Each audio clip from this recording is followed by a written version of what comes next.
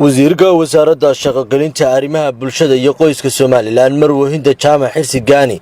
waxay ku bogaadisay madaxweynaha Soomaaliland Mudane Muuse Biixi Cabdi khudbadii maalintii shalay uu ka jeediyay shirka wada hadallada Soomaaliland iyo Soomaaliya oo ka furmay dalkaasi Djibouti. sidoo kale wasiirhinda Jaamac Xirsi Gaani waxay fariin u dirtay dawladda Soomaaliya in taageero runtii aan ku taageerayo khudbadii dhaxalgalka ahayd ee madaxweynaha Jamhuuriyadda Soomaaliland Mudane Muuse Biixi Cabdi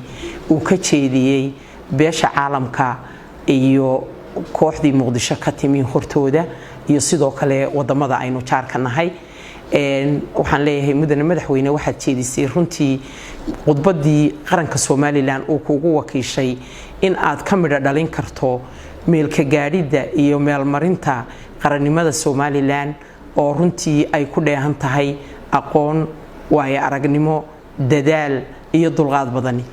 waxaan leeyahay aad baa shacabka reer Soomaaliland meel kasto ay joogaan dal iyo dibadba mudane madaxweyne ay noo cajabisay noona qancisay taariikhdana way geli doontaa oo baal dahaba ayay ka geli doontaa khudbadii dhaxalgalka ahayd ee garnaqsiga ahayd taas oo aanay wali helin bulshada reer Soomaaliland iyo qarankoodu toona inay madasha la mida ka garnaqsadaan oo sida hawsha yar ee togan u tabiyaan tabashada ay qabaan iyo wixii soo maray iyo waxa ay doonayaan iyo halka ay qarannimadooda ka taagan yihiin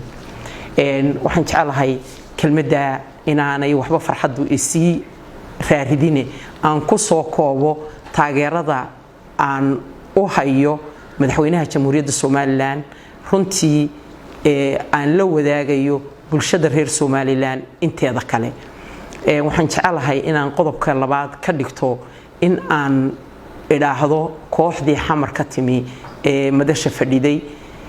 wuxuu yiri mul caruuri qabatay ninna waa la cayaayir ninna waa ku qurgooyo calanka Jamhuuriyadda Soomaaliland ee maanta ee tawxiidku ku qoran yahay iyo calankii Jamhuuriyadda Soomaaliland ee sida hawsha yar loo geeyay Muqdisho waa kala laba calan labada calan baan jecelahay inaan kala fahansiiyo kooxda Muqdisho calankii 26 Juun 1960 sida hawsha yar loo geeyay Muqdisho ama xamar loo geeyay wuxuu ahaa calan ku yimi wada hadal aqoon-yahanka waxgaradka garaadada iyo salaadiinta iyo boqorradii iyo siyaasiyiintii waqtiga Soomaaliland ka talinayay ay si fudud ugala hadleen ugana dhaadhiciyeen isticmaaradii Ingiriiska in aanay u baahnayn inay inta ka badan sii joogaan dalkooda iyaguna si hawl yar ay u aqbaleen isla markaana madax banaanidoodii ay ku siiyeen balse calankan maanta ee saddexda midab ka kooban isla markaana tawxiidku ku xardhan yahay sidee buu ku yimi calankani wuxuu ku yimi dhiig aabayaal walaalayaal ilmaadeer adeerayaal abtiyaal awowayaal hooyooyin iyo caruur ay u qurbaxeen halyeeye iyo haldoorkii Jamhuuriyadda Soomaaliland meel marin lahaa ee meel sare gaarsiin lahaa runtii waxa u dheer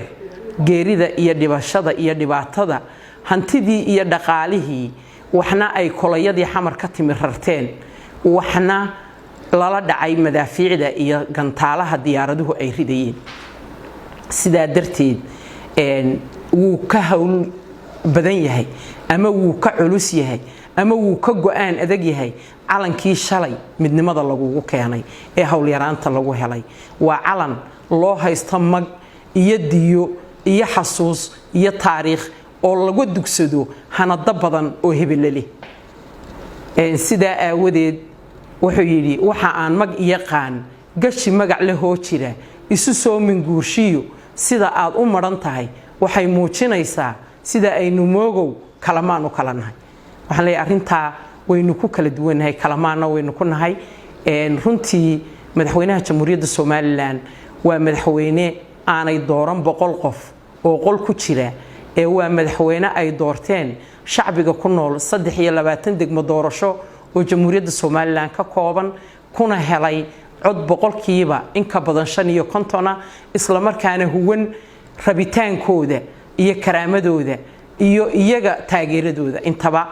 aad iyo aad buu u mahadsan yahay baan leeyahay idinkana waxaan idin leeyahay haddii inuu uu caqli idinku jiro oo ay xisbadiinu shaqaynayso waa in ay idin gashaa hadalka madaxweynaha jamhuuriyadda Soomaaliland uu idin yiri ma aha wax hawl yar waxa aan leeyahay nimanka Muqdisho jooga ee wuxuu ahaa bayaankii soo baxay qabiyo qoraal wuxuu ahaa bayaan sax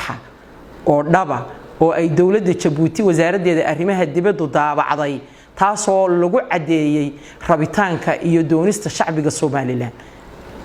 ninka ka maqruuqaya dawladda Soomaaliland iyo dawladda Soomaaliya labadan daamood ka u kala dusaayo dan yar way ku aragtay ma dadkaad indhaha qaban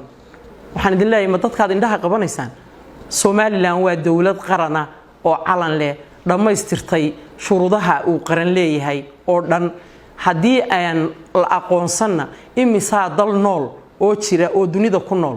oo warshado leh oo caalam leh oo shidaal leh oo aanay duniduna aqoonsan Soomaaliland waa qaran jira oo madax banaane qalbigiina hadigta baan leeyahay oo aqalkiina gudihiisa ay idin dibadda uga bixi kareen beenta aad isugu warramaysaan iska saara oo ka dawooba waxba yaana ila sii durkin runtii oo aanan ku damqanin inamada yaryar aan taariikhda la socon ee aan waxba ogeyn ee ku mushahar qaata beenta facebookyada ay geliyaan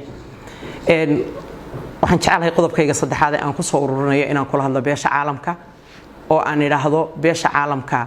waxa farxad noo ah in aanu soo gaarsiino oo aanu helo madashan oo kale oo aanu ku gudbinayno garnaqsiga yaga hase yeeshee waxaan u soo jeedinayaa beesha caalamku inay u dhiga nuglaadaan oo ay darsaan oo ay arkaan xaqiiqada meesha taala